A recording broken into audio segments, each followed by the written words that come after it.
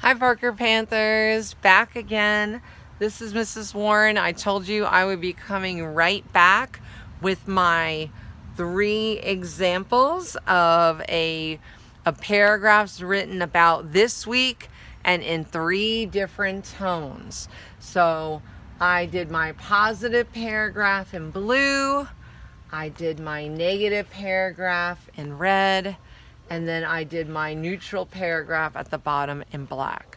So I'm going to read each one, and then I'm going to ask you to think about what made that paragraph have that tone, okay? Because if I say positive, but then I don't include anything positive in my paragraph, then it's not positive, okay? We have to be able to quote sentences from each paragraph that point out how this one's positive, how this one's negative, how this one's neutral. So let me go ahead and get started. I hope this is as close as I can get the camera to the fence. So let's go. Positive. And these are all true, by the way. I know there may be some people that are really good at fictional writing. I am not as good at fictional writing. I tend to write from my experiences. So I promise you, all true, all happened this week.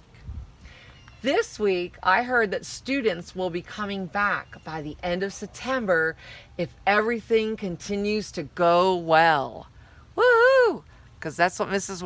Warren wants more than anything. I am so excited. I like teaching students in person. I feel like I can understand them better. Let me reread that sentence. I feel like I can understand better what is confusing for them and then help them to not be confused. It's just a feeling I get when I interact with kids. I mean, I know, believe me, I love seeing you guys when you come into small group, but that always makes me wish that I had you there a lot longer. I don't know. It's just the way Miss Warren works, as she's been teaching for 30 years. So that is my positive paragraph. Now, I can't just say it's positive. I have to be able to pick out some positive words that prove that the tone is positive. So let's see. Okay, here we go. To go well. Okay, when things go well, that's positive. Then I've got so excited with an exclamation mark. Yes, even punctuation can have tone.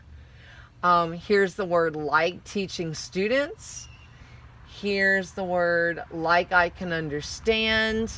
There's the word better. And there's help them. So quite a lot of words in this short paragraph have a positive tone. So check for that one being positive. Then the next one is negative. I write negative well, but I don't like writing negative as much. It's harder for me. But I'm going to go ahead and do it. And like I said, I promise this is real deal, real stuff. And I start every paragraph off, you're going to notice, with this week, because it really did happen this week. All right. This week, I had to have our last dog put to sleep, which is another way of saying that that the vet gives them something that makes them go unconscious and then their heart stops beating. She was a really sweet dog, but she had incurable cancer and finally got too sick to enjoy being a dog. I didn't get to hold her at the end like I did with my other dogs. Mrs. Warren's had a lot of dogs over the years. Not that just because Mrs. Warren's lived a lot of years. Let me start that sentence again. I didn't get to hold her at the end like I did with my other dogs when they passed because of Corona. And that was really hard. I miss her. So let's look at some of the words in my paragraph, my personal narrative, that show a negative tone. So we've got put to sleep, which might not sound negative, but it is, because you guys know, you're 5th graders, you know that means that the dog is not going to be alive after that.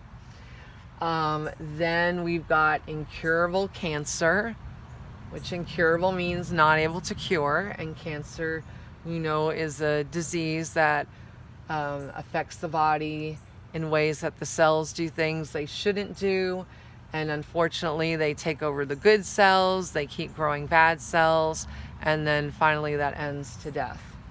And finally there's too sick, okay, and there's didn't hold, and there's really hard, and miss her. So there are a bunch of words. Please, camera, do not stop in the middle of my lesson. So there are a number of words in our negative paragraph that show that this truly has a negative tone. And then we go to neutral, which is easier to write. There's not a strong happy feeling. There's not a strong sad feeling. It's just really based on facts. This week, grades were finalized for the progress report. This does not mean that students can't complete assignments they missed. Students have another 6 weeks to complete their grades until report cards are set. So there's nothing really bad or really good. It's just basically stating what the rules are for grades. So why did I show you this? Because now let me tell you about how the assignment was supposed to go. The assignment was supposed to go that I gave you a tone that you had to write in. And I thought, you know what? Writing can really be hard, especially if you take it seriously and you put your real feelings out there. So I kind of didn't feel comfortable saying, oh, you've got to write a sad personal narrative or you've got to write a happy personal narrative. I really wanted you to get to be the one who chose it because I want the writing to be good. If you pick positive, then I want to be able to see in your paragraph that you are really feeling positive. All right? I want to be able to pick out words in your paragraph that show that positive tone, like you were able to pick out in mine. The same thing with negative. And believe me, there are some writers that do negative better than anything else. I think I'm one of those, which is hard because when you write with negative tones, I mean, you're feeling that even as you're writing it again. It's like you were experiencing it again. So I wouldn't want to tell any student they had to do that right off the bat without getting to, at least experience it. So if you're that person that likes to write in negative tones because you think you do a really good job doing that, then hey, I'm all for that. Make sure you have those negative words that we can see that show, yes, this paragraph has a negative tone. And that's not a bad thing to write in a negative tone. Sometimes people tell young writers that, and it's not. I mean, there are all kinds of writers, and all kinds of writers can write in all kinds of tones. Again, you see I did it with 3 different ones. So if you feel brave to explore negative tones, then explore negative tones and write in negative tones. That's totally okay. Just make sure that you have the words in there to back it up. And then we have neutral. And there's nothing wrong with neutral writers. Factual writing is probably the writing that is done most commonly, okay? And for students or writers that don't really like to have their emotions in their writing, they just want to write facts and be clear about their facts, that's fine. There's nothing wrong with that. There has to be a lot of factual writers because there's a lot of facts in the world that we have to learn. So just make sure that you're not putting tones in there, okay? If it's factual writing, I shouldn't really see happy words or sad words or angry words. It should just be factual words, okay? So I wish you the best efforts in doing your writing. I am really looking forward to reading your writing and seeing those tones. This is not something that you do in the lower grades. I would not ask second graders to have to write in tones. They're just still trying to learn how to write.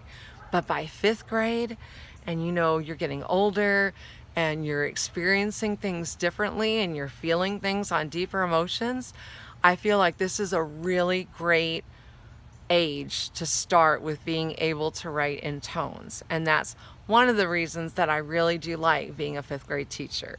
No matter what some other people say. They're like, 5th grade? Really? You want to teach 5th grade? I'm like, yes, I love 5th grade. So again, I look really forward to seeing your writing. I want to be able to find those tones, so make sure you put the words in there that allow us to see them. All right, so this is the end of this video. Bye-bye for now, and keep writing.